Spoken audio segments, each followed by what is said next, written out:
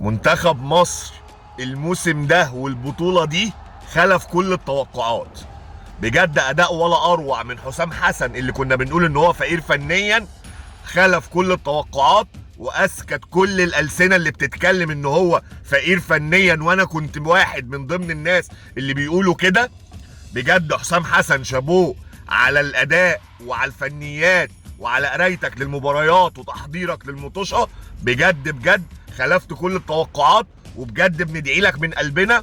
وبرافو على الاداء، وبرافو على النتائج، وبرافو على شكلنا قدام العالم كله ان احنا بجد منتخب لما بيكون في روح وفي اصرار بنلعب كوره، وبجد نقدر نقف قدام اي حد.